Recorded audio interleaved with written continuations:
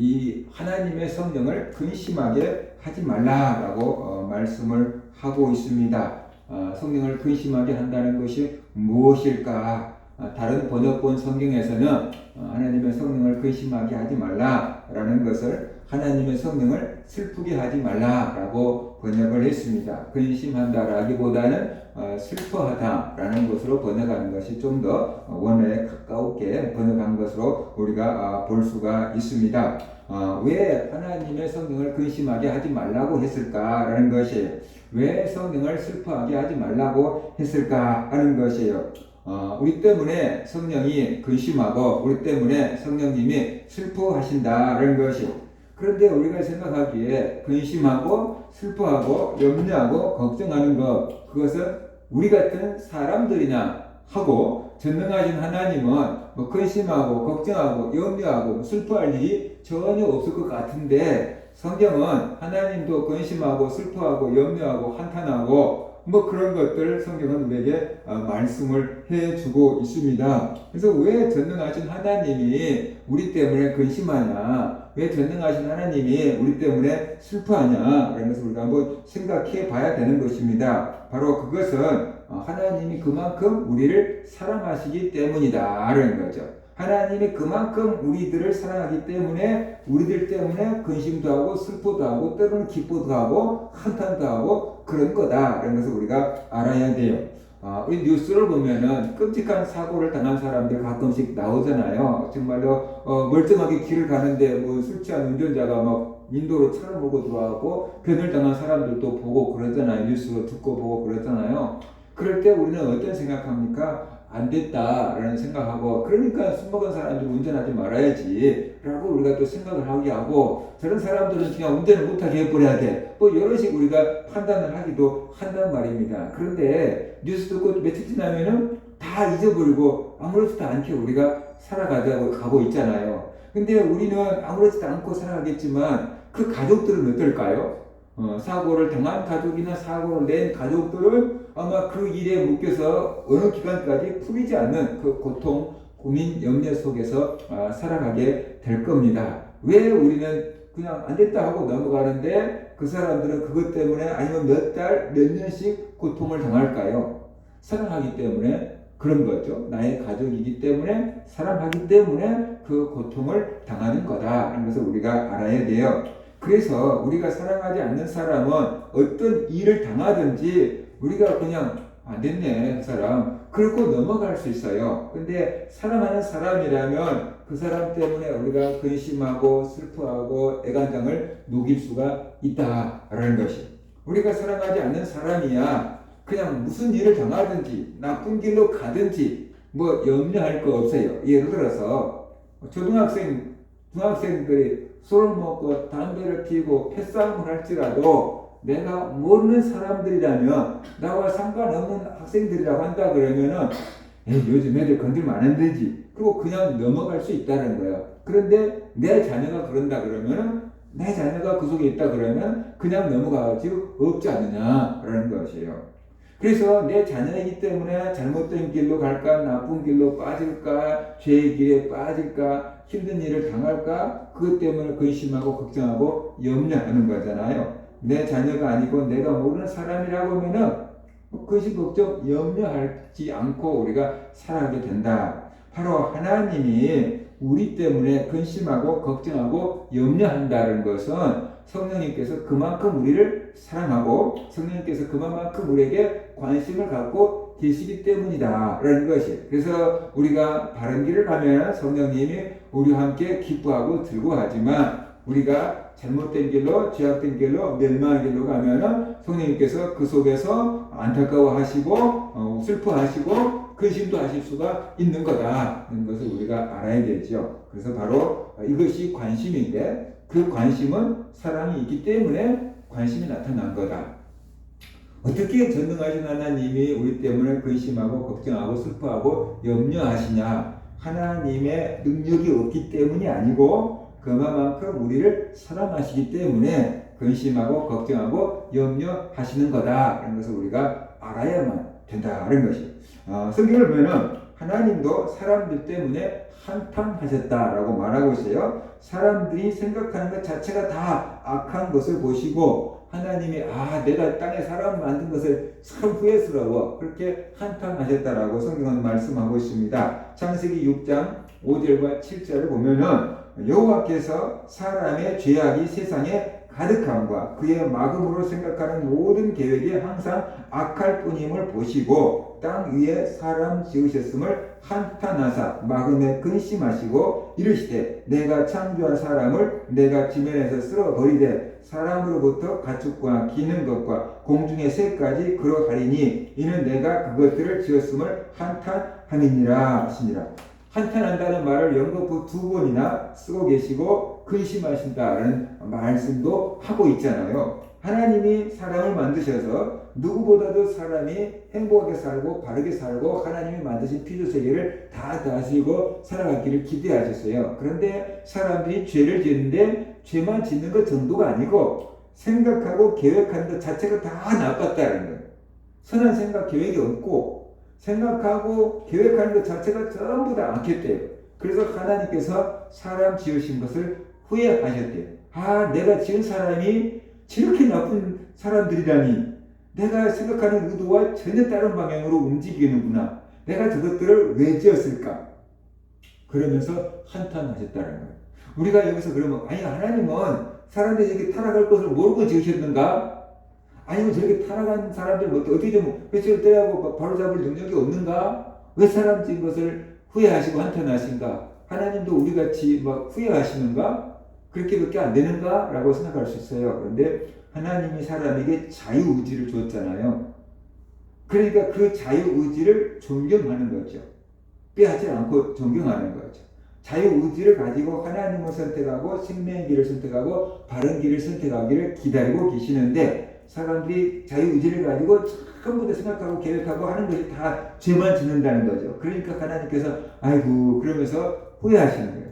그래서 하나님께서 더 이상 사람들이 죄 짓지 못하게 하려고 땅 위에 사람을 다 없애겠다라고 해서 노아 홍수로 세상을 심판하셨다는 거예요. 더 이상 죄 짓고 사는 것을 볼 수가 없어서 하나님께서 세상을 심판하시는 거죠. 그래서 노아 가족들만 살고 나머지는 다 죽게 되는 그런 이 불행한 사건이 벌어지게 되었다라는 거죠. 여러분께서 볼 때도 하나님께서 사람들 때문에 어떻게 돼요? 한탄하셔요. 하나님께서 사람들 때문에 어떻게 돼요? 근심하셔요. 그러니까 이 세상에 있는 모든 만물들 중에서 하나님의 뜻을 어기고 사는 존재는 사람밖에 없다고 봐야 돼요. 나무가 하나님의 뜻을 어기겠어요? 이게 들에 다니는 새들이 하나님의 뜻을 어기겠어요? 이 사람들만 하나님의 뜻을 어기는 거예요. 사람들만 하나님의 뜻을 죄로 타락하고 오염되기 때문에 하나님의 뜻을 어기는 거예요. 그래서 하나님께서 유독 사람에게 관심이 있잖아요. 왜냐하면 하나님 형상대로 만들었으니까 사람들에게 관심이 있고 사람들에게 기대가 큰데 그 사람들이 하나님의 계획과 참 반대적으로 움직이니까 하나님이 근심하시고 안타까워하시고 슬퍼하신 거다라는 것이 예수님도 예루살렘의 멸망을 내다보고 안타까워하셨습니다. 마태복음 23장 37절과 39절을 보면 그 사실을 이렇게 말씀하고 있습니다. 예루살렘아 예루살렘아 선지자들을 죽이고 내게 파송된 자들을 돌로 치는 자여 암탉이 그 새끼를 날개 아래 모음과 같이 내가 내 자녀를 모으려 한 일이 몇 번이더냐. 그러나 너희가 원하지 아니하였도다. 보라 내 집이 황폐하여 버림바 되리라 라고 지금 말씀을 하고 있습니다. 그리고 계속해서 뭐라고 말씀하시냐 그러면은 내가 너에게 이르노니 너는 찬송하리로다 주의 이름으로 오시는 이여 할 때까지 나를 보지 못하리라 라고 말씀을 하셨어요. 그러니까 예수님께서 예루살렘에 있는 사람들을 바라보며 예루살렘아 예루살렘아 그러면서 안타까워하시고 탄식하시는 거예요. 암탉 이 새끼를 날개 아래 모음같이 내가 너희를 모으려 한 적이 몇 번이었나 그렇게 얘기하고 있잖아요. 그러면 암탉이 새끼를 날개 아래 모을 때가 언제 모을까요? 위험할 때 모으는 거예요. 위험할 때. 이게 암탉이 모이를 먹고 다니면 병아리들이 막 주변에서 막 자기들도 열심히 운동하고 먹고 막 놀고 다니거든요. 근데 이게 매나 이런 것들이 이제 새끼를 채가려고 오거나 아니면 개가 막 물어가려고 오거나 그러면 암탉이 날개를 이렇게 막 벌리고 꼬꼬꼬꼬꼬꼬꼬 막 이렇게 막 소리를 내요. 그러면 병아리들이 다 알고 암탉의 날개알 속에 다 들어가 있어요. 그래서 위에서 보면은요, 병아리들이 하나도 보이지 않고 닭이 이만큼 커 보여요. 이렇게 있던 닭이 날개를 이렇게 펴으니까 이만큼 커 보여요. 근데 밑에서 이렇게 보면은 그 날개 밑으로 막 병아리들 다리가 막 여러 개가 이렇게 막 보여요. 이렇게 그 속에 다 들어가 있는 거예요. 다 감추고 이렇게 있는 거예요. 그러니까 이제 우리나라 뭐 조그만 매들이 이렇게 와서 보면은 어미닭을 쳐가기는 너무 크잖아요. 그러니까 못 쳐가고 이제 가는 거죠. 그러니까 이제 위험이 지나가면 이제 다 나가라고 이제 어미가 이제 가면은 병아리들 또 나와서 이렇게 노는 거예요. 그러니까 예수님이 그 비유를 하시는 거죠. 예루살렘의 멸망에 가까웠고 예루살렘이 황폐화 될 날이 가까이 왔다라는 거죠. 그래서 예수님께서 예루살렘을 쳐서 예언하시면서 멸망할 거다. 회개하라 라고 계속 메시지를 전하는 거예요. 그런데 이스라엘 사람들은 예수님의 말씀을 듣고 회개하면 좋은데 자기들의 죄를 지적하니까 예수님만 없애버리면은 자기들의 죄를 지적할 사람이 없을 거라고 생각한 거죠. 그래서 예수님을 없애버리려고 하는 거예요. 자기들이 회개하고 죄를 용서받을 생각은 안 하고 자기들의 죄를 지적하는 예수님을 없애버리려고 하는 거죠. 그러니까 설령 예수님은 없애버린다고 해도 자기들의 죄는 그대로 있고 그 위에다가 예수님을 없애버린 죄까지 더하기를 하고 있는 거잖아요. 그러니까 그렇지 않아도 하나님의 진노가 지금 곧 임박했는데 거기다가 더 큰 진노를 쌓고 있는 거니까 예수님께서 안타까워하시면서 내가 너희를 날개 아래 품으려고 했던 적이 몇 번이냐? 여러 번 했다라는 거예요. 그런데 너희가 거절했다. 내 날개 아래 들어오면 사는데 예수님의 날개 아래 안 들어왔다는 거죠. 그러니까 어떻게 하죠? 잡혀가고 멸망하고 죽게 될 거다라는 것이에요. 언제까지냐라고 말하고 있어요. 이제부터 너희는 찬송하리로다 주의 이름으로 오시는 이여 할 때까지 나를 보지 못하리라. 그러니까 회개하고 예수님을 그리스도로, 예수님을 하나님의 아들로 믿고 고백하기 전까지는 이제 예수님을 보지 못할 거다. 그렇지 않으면 천국에 오지 못한다. 그 얘기를 지금 하고 계시는 거잖아요. 그러니까 예수님도 멸망에 가는 그 예루살렘을 보면서 안타까워서 탄식하고 계셨다라는 것을 볼 수 있어요. 그러니까 오늘 우리가 본문을 보면은 성령님께서 성도들 때문에 근심하고 슬퍼하신다 그랬죠. 또 노아 시대 사람들을 보고 하나님께서 사람 만든 것을 한탄하시고 근심하셨다 그랬죠. 오늘 예루살렘에 멸망이 있는데도 그것도 모르고 살고 있는 죄 가운데 살고 있는 예루살렘 사람들을 향해서 예수님께서 탄식하면서 예루살렘 하면서 탄식하고 안타까워하고 계신 것을 볼 수 있지요. 그러니까 우리가 생각하는 전능하신 하나님인데 모든 것을 아시고 모든 것을 하실 수 있는 하나님인데 그러면 그 하나님은 후회가 없어야 되고 그 하나님은 근심이 없고 염려가 없고 슬플 일도 없고 항상 기분 좋은 상태에 계셔야 되는데 그 하나님이 자기가 만든 사람들 때문에 자기가 택한 백성들 때문에 근심하고 걱정하고 염려하고 한탄한다라는 거죠. 그러니까 오늘날 예를 들어서 자기들 입장에서는 아무런 근심 걱정 살 거 뭐 염려가 없는데 자식 때문에 힘든 부모들이 가끔 있죠. 그죠? 자기 건강하고 하는 일 잘 되고 돈도 많고 남부럽게 명예도 있고 아무것도 아쉬울 게 없는데 그 집에 애가 마약 중독이 돼가지고 근심하고 걱정하고 염려하고 자기 힘으로 어떻게 할 수 없다고 하는 사람 있죠. 우리나라 경기도지사 가지고 국회의원을 보냈던 사람 있죠. 그래서 자기 손으로 자기 아들을 신고해서 감옥에 집어넣었어요. 그렇지 않으면 자기 아들을 고칠 방법도 없다고. 그러니까 그 사람이 아들만 아니면 걱정거리가 하나도 없는 사람이에요. 그런데 아들 때문에 세상 누구보다도 많은 고민과 갈등과 염려와 고민 속에서 살고 있는 사람이었어요. 그러니까 하나님도 그래. 하나님도 당신 때문에는 근심하고 걱정하고 염려할 일이 없는 분인데 하나님이 만드신 사람, 하나님이 택한 백성들 때문에 근심하고 고민하고 염려하고 슬퍼하고 안타까워하고 계신다는 거죠. 그만큼 하나님이 우리들을 사랑하신다는 반증이에요.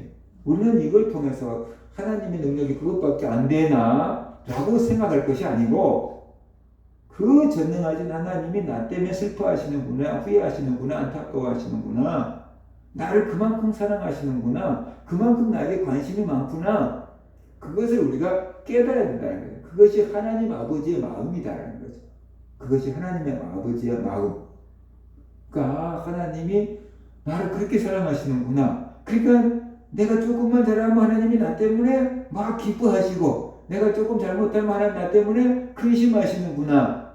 그걸 알아야 돼. 근데 내가 잘한다는 게 뭐냐 그러면 학교에서 100점 맞으면 하나님 막 할렐루야 하고 하나님 막 춤추시는 분이 아니고, 내가 믿음 안에서 바른 길을 걸어갈 때 하나님이 기뻐하시는 거고, 내가 죄악된 길을 갈 때 하나님이 슬퍼하시고 염려하신다는 거죠. 내가 공부를 조금 잘하나, 내가 조금 돈을 못 버나, 그것 때문에 하나님이 근심하고 걱정하고 염려한 게 아니고, 내 믿음이 하나님 앞에서 굳건하게 서 있으면 하나님이 기뻐하시지만, 내가 죄에 쓸려서 흔들리고 있으면 하나님이 걱정하시고, 내가 죄에 빠져 있으면 하나님께서 슬퍼하신 거다 라는 것을 우리가 알아야 되는 거죠. 그래서 우리가 이 하나님을 슬프게 하는 사람이 되면 안 된다라는 거죠. 그러면은 성령님을 근심하게 하는 것은 무엇일까? 성령님을 슬프게 하는 것은 무엇일까? 우리가 어떻게 할 때 성령님이 근심하고 우리가 어떻게 할 때 성령님이 슬퍼하실까? 에베소서 4장에 있는 내용을 가지고 본다 그러면, 우리는 예수 그리스도를 믿고 옛 사람을 벗어버리고 이제 새 사람을 입으라 그랬잖아요. 그래서 새 사람을 입은 사람들은 어떻게 살아야 되는지를 얘기를 했잖아요. 그런데 새 사람을 입어야 될 사람들이 새 사람을 입지 않고 여전히 옛 성품을 따라서 옛 습관을 따라서 살아가면은 주님께서 근심하시고 슬퍼하신다는 거예요. 그러니까 옛 습관을 따라가 살아가는 것이 무엇이라고 했습니까? 우리가 예수를 믿었는데도 옛 습관을 따라서 살아갈 수가 있는데, 그게 뭐냐 그러면 거짓말하는 거예요. 거짓말하는 거. 그죠? 우리가 이 거짓말을 계속해. 예수 믿은 다음에도 거짓말을 계속해. 그러면은 주님께서 근심하고 슬퍼하신다는. 너는 나를 믿었는데 하나님의 자녀가 되었다 그러는데 달라진 게 뭐가 있냐는 거예요. 달라진 게 뭐가 있냐. 세상 사람들이 너를 보고 어떻게 하나님이 계신다고 할 수 있겠느냐. 그래서 근심하고 슬퍼하신다. 하나님의 자녀가 돼서 자꾸만 거짓말을 하니까 하나님이 슬퍼하신다. 라는 것을 성경은 우리에게 지금 얘기를 하고 있는 거죠. 그 다음에 우리가 분을 내고 용서를 안 해. 화를 안 풀어. 그러니까 분을 내도 죄를 짓지 말고 해가 지도록 분을 품지 마라 그랬잖아요. 예수를 믿는 사람도 분을 낼 수는 있다는 거예요. 내지 말는 건 아니에요. 분을 낼 수밖에 없는 상황이 있으니까 분을 낼 수 있어요. 그런데 분을 내도 해가 지도록 분을 품지 말라. 그 소리는 오랫동안 분을 품지 말, 분을 갖고 있지 마라. 복수심과 원한을 오랫동안 갖고 있지 마라. 그 소리는 뭐겠어요? 용서하라는 거죠. 화를 풀고 분노를 풀고 원한을 풀라는 거죠. 우리가 하나님께 용서를 받았으니까 우리도 다른 사람들을 용서해야 되는 거죠. 근데 우리는 하나님께 용서를 받아놓고 내가 다른 사람을 절대로 용서를 안 하고 화가 난 거, 분노가 난 거, 원한 맺힌 것을 계속 며칠, 몇 주, 몇 달, 몇 년, 몇십 년 이렇게 갖고 산다고 하면은 그 사람 속에 계시는 성령님께서 근심하신다는 거예요. 그 사람 속에 계신 성령님께서 슬퍼하신다라는 거예요. 그 얘기를 하고 있는 거죠. 그러니까 이런 것들이 바로 성령님을 근심하게 하고 슬퍼하게 하시는 거다. 성령님께서는 우리 속에 계시는데 우리가 날마다 복수심에 부글부글 끓어서 살고 계시면은 우리 속에 계신 성령님이 니는 복수심에 부글부글 끓어라. 그래도 나는 여전히 기뻐한다. 그리고 하나님이 기뻐하실 성령님이 아니라는 거죠. 우리 때문에 그렇게 살면 안 된다. 그게 믿음의 길이 아니다. 용서하고 살아라. 그러면서 우리 때문에 기도하고 우리 때문에 근심하고 우리 때문에 슬퍼하시는 분이 성령님이다. 그런 얘기를 하고 있는 거죠. 그 다음에 도둑질 했어요. 근데 예수 믿은 다음에 계속 도둑질해요. 예수 믿기 전에 도둑질 했을지라도 예수 믿은 다음에 달라져서 이제 도둑질을 그만두라고 했는데 예수 믿은 다음에도 계속 도둑질을 해요. 예수 믿기 전에는 세상 사람들한테 도둑질을 했어. 예수 믿은 다음에 교회 성도들한테 도둑질을 해. 세상이 바뀌었을 뿐이야. 교회에서 은근 도둑질하는 사람도 있고 절에 가서 시주돈 도둑질하는 사람도 있어요. 그래서 왜 거기서 도둑질하냐 그러면 신고 안 할 것 같아서 그랬대요. 교회나 절은 그 사랑과 자비를 얘기하기 때문에 신고 안 할 것 같아서 거기를 터득하고 이제 얘기하는 사람들도 있어요. 그러니까 좀 신기한 사람들이 있어요. 그래서 나중에 눈 감고 기도할 때 그게 이제 하는 거예요. 그래서 기도원 같은 데 가면은 귀중 부모 꼭 끌어안고 기도하세요. 그런 데가 가끔씩 있어요. 기도원에서 그런 일들이 불미스러운 일이 벌어지면은 기도원에서 기도할 때 불 끄고 이제 눈 감고 제삼청 하잖아요. 그럴 때 귀중 부모는 끌어안고 기도하세요. 그러면 이 사람이 끌어안고 기도하면 거기 귀중 부모 있다는 소리 아니에요. 도둑놈한테 여기 있습니다. 알려주고 있는 거 아니에요. 그렇죠? 근데 참, 그러니까 그 세상에서 도둑질하던 사람들이 장소를 옮겨서 교회 와서 뭐 성당에 가서 뭐 절에 가서 도둑질하는데 교회 와서도 예수 믿는다고 하면서 계속 도둑질하면은 그 성령님께서 근심하신다. 그러니까 근심하신다. 그 다음에 언어가 달라지지 않는 것이 그러니까 물 더러운 말은 입 밖에도 내지 말라고 했는데 더러운 말은 어떻게 돼요? 비난하고 상처 주는 말, 사람 시험 들게 하는 말, 죽이는 말 그런 말이라고 그랬잖아요. 근데 교회 왔는데도 계속 사람들을 막 비난하고 정죄하고 상처 주고 세상 얘기하고 믿음 식어지게 만들고 기도해도 소용없어 나도 수업 시험받도 안 돼 막 그런 소리나 했었고 네 교회 열심히 얼마나 가는지 보자 뭐 금방 식어질걸 뭐 이런 소리나 했었고 막 그런 사람들이 어떻게 돼요? 성령님을 근심하게 한다 라는 거예요. 근심하게 한다 라는 거예요. 그러니까 우리 속에 계신 성령님이 우리에게 은혜를 주셨고 우리가 변화되기를 원하고 계신다. 기다리고 계신다. 네가 예전에는 저렇게 살았어. 근데 이제는 변화돼야 되잖아. 내가 네 속에 계시니까 도와줄게. 새 사람 돼. 그러고 있는데 하나도 안 달라진다. 그러니까 성령님께서 어떻게 돼요? 근심하신다. 아니 성령님이 우리를 변화시킬 능력이 없어요? 있어요. 그런데 우리가 스스로 하나님의 감동을 받고 변화되기를 선택하고 변화되기를 노력하기를 성령님은 원하시는 거예요. 아니 우리가 거짓말하면 하나님께서 어떻게 돼요? 우리 딱 혀 붙잡아갖고 말도 못하게 해버리면 거짓말 할 수도 없잖아요. 우리 말 못하게끔 벙어리 되게끔 만들어버리면 우리가 거짓말 할 수가 없잖아요. 근데 하나님은 그렇지 않으신다는 거죠. 우리 혀 그냥 놔두고 네가 네 믿음으로 거짓말을 않기를 원하신다. 그걸 기다리신다는 거죠. 그래서 우리 때문에 근심하고 계시는 겁니다. 그러면 왜 우리가 성령님을 근심하게 하면 안 되는가? 오늘 본문은 그 얘기를 하고 있잖아요. 그 안에서 너희가 구원의 날까지 인치심을 받았느니라 라고 지금 말씀을 하고 있습니다. 우리가 성령님 안에서 인치심, 하나님의 도장으로 꽝 찍어서 너는 내 거 이렇게 했는데 언제까지? 구원의 날까지 하나님의 것이라고 도장을 찍었다라고 말씀을 하고 있습니다. 에베소 1장 13절에서도 보면은 그 안에서 너희도 진리의 말씀 곧 너희의 구원의 복음을 듣고 그 안에서 또한 믿어 약속의 성령으로 인치심을 받았으니 그렇게 얘기하고 있어요. 그러니까 우리가 어떤 땅을 사고 건물을 사면은 거기다가 내 도장, 인감 도장을 꽉 찍어서 이건 내 집입니다. 이것은 내 땅입니다. 라고 하는 것처럼 하나님의 성령이 우리를 도장을 딱 찍었대요. 그래서 이것은 하나님의 것. 이렇게 해놨다라는 거예요. 그러니까 하나님이 우리 주인이고 우리가 하나님 거라는 거예요. 그러니까 더 이상 우리의 주인인 하나님을, 성령님을 근심하게 하고 가슴 아프게 하고 슬프게 하면은 안 된다라는 얘기를 하고 있는 겁니다.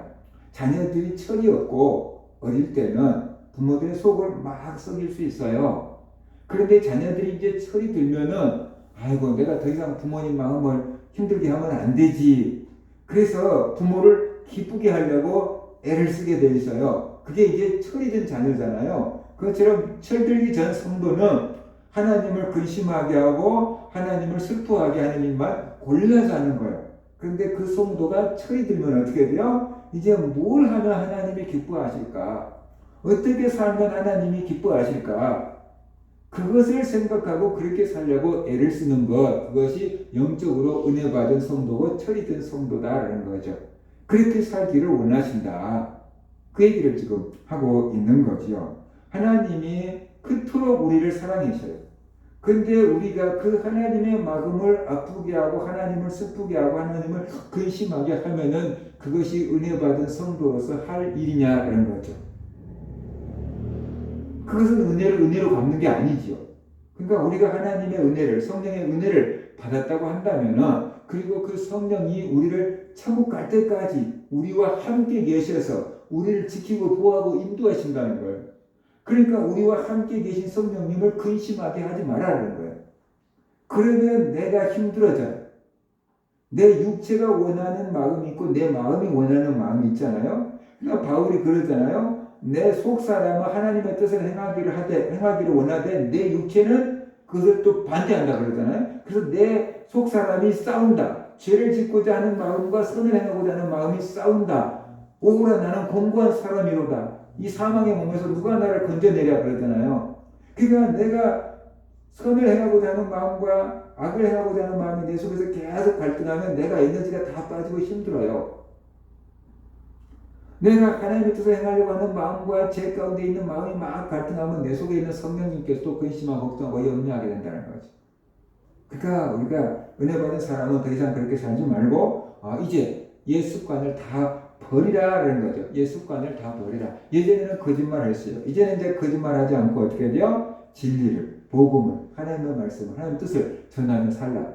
그러면 하나님이 성령님이 기뻐하신다라는 거죠. 예전에는 누군가가 괴롭히면 네 지옥 끝까지 쫓아가서 갚아줄 거야. 그랬는데 이제 주님이 나를 용서했으니까 나도 너를 용서할게. 그런 마음으로 용서하면은 주님께서 진짜 그걸 보고 내가 너를 용서해줬지. 그러면서 내가 십자가에서 너를 위해서 피 흘려준 보람을 느낀다. 그리고 주님께서도 기뻐하실 거라는 거야. 그죠? 그리고 예전에 내가 도둑질 했는데 이제 예수를 탁 믿고 나서 도둑질 그만두고 예전에 내가 남의 물건을 훔쳤는데 이제 내가 열심히 일해서 먹고 살아야지. 그래서 열심히 일해서 먹고 살 뿐만 아니라 예전엔 내 혼자만 먹고 살려고 도둑질 했는데 이제 나보다 가난한 사람들을 보고 내가 열심히 일한 돈에서 저 가난한 사람들을 도와주고 살아라는 거죠. 그러면 주님께서 내가 너희들을 위해서 내 생명을 넣어준 것처럼 너도 다른 사람을 위해서 목숨같이 소중한 물질도 나눌 수 있구나. 너 믿음이 참 많이 자랐구나. 그러면서 주님이 기뻐하신다라는 것이. 예전에는 막 독을 쏘았어요. 뱀처럼 막 마을마다 막 독을 내뱉어가지고 듣는 사람들을 다 죽였어요. 그런데 이제는 어떻게 돼요? 막 맑은 샘물처럼 생수를 쏟아내. 말에서 생명이 있는 말, 살리는 말, 소망이 있는 말, 소망의 말, 칭찬하고 격려하는 말을 계속 쏟아내. 그래서 듣는 사람들이 힘이 생기고 소망이 생기고 믿음이 생기게 해. 그러니까 주님께서 나는 진짜 나를 닮은 거야. 하나님은 생명이잖아요. 하나님 말씀은 생명이 있잖아요. 네 말도 생명이 있네. 그러니까 네가 하나님의 자녀야. 그러면서 하나님이 기뻐하시고 성령님이 기뻐하신다라는 거예요. 그래서 우리 모든 성도님들이 나 때문에 하나님이 근심하기도 하고 나 때문에 하나님이 기뻐하기도 하시는구나. 내가 생활을 살아갈 때 예수 믿기 전에 습관을 따라서 계속 살아가면은 내 안에 계신 성령님이 근심하고 슬퍼하시는구나. 그러나 예수 믿은 다음에 내가 변화돼서 하나님 뜻을 따라서 살아가면은 내 안에 계신 주님이 기뻐하시는구나. 성령님이 기뻐하시는구나. 무엇을 해야 하나님을 기쁘게 할까? 무엇에서 성령님을 기쁘게 할까? 그런 마음을 가지고 사는 성도들 되시기를 주의 이름으로 축원합니다. 말씀 붙잡고